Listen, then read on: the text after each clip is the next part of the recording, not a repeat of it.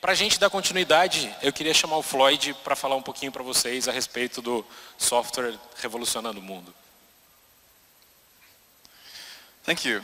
I mentioned a couple days ago that our purpose is to accelerate the software side of human technological progress.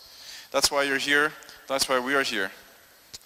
And I wanted to share a model that has helped us internally do better at our mission that I think could also help you better at your mission, help you to understand how technologies and trends evolve. Internally, we now use the technology adoption curve to plan out topics and understand what do we think should be at the next QCon and the next also covering on InfoQ. So this is our view of some of the trends today at C4Media, who does InfoQ and QCon. But I want to explain this model in a few minutes because I think it's very useful to understand. So this is a model called the Gartner Hype Cycle. How many here are familiar with this? Okay, only about 20%? Great. I think it's a useful model to understand.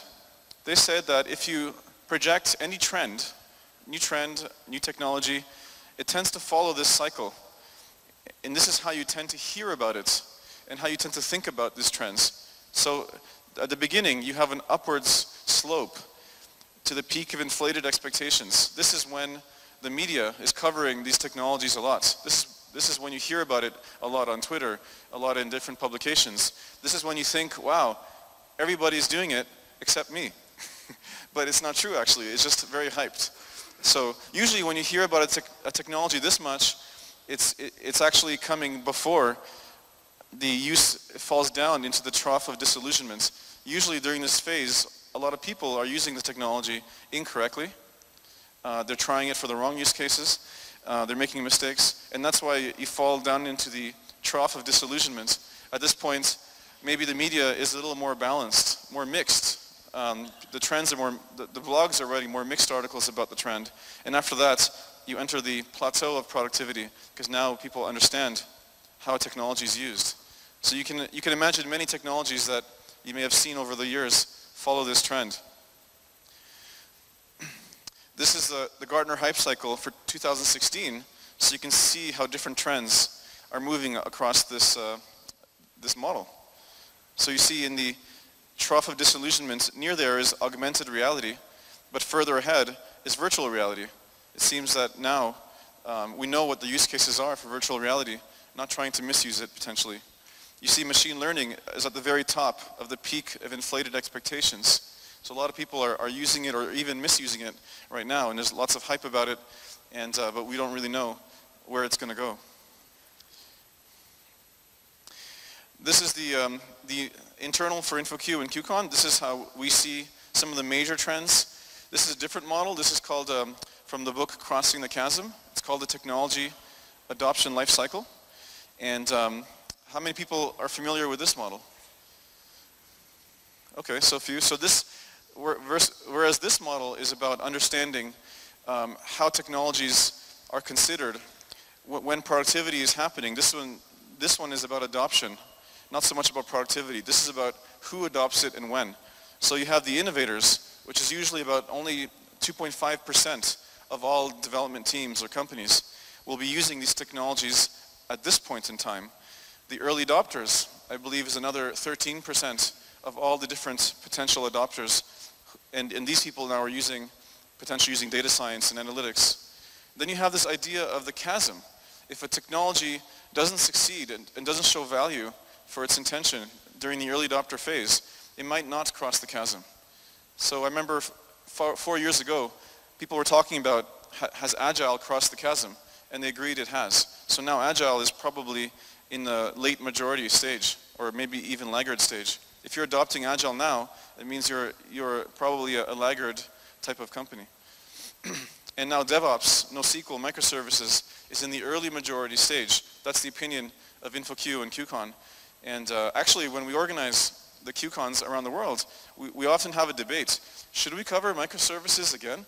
Because we've covered it for years now, and now it's early majority. And QCon's mission is more about early adopters and innovators. But we think it's so important that we should still cover microservices now. So you can ask yourself, Are you a pragmatist, or are you a visionary? Are you conservative? Because there's real risks. If you adopt the technology too early and it does not cross the chasm, then your company is left trying to support technology that no one is supporting, that no one is using.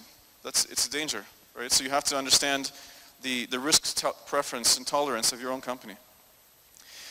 I found some interesting insights when you put them on top of each other to understand the two models together. It was very interesting to me to notice that during the upward slope to the peak of inflated expectations is actually in the innovator stage. So when you hear lots of media, lots of coverage of a technology, keep in mind, only 2.5% of all potential developers are probably using it. So it's actually way overhyped. And when they reach the peak of inflated expectations is when we are in the early adopter stage.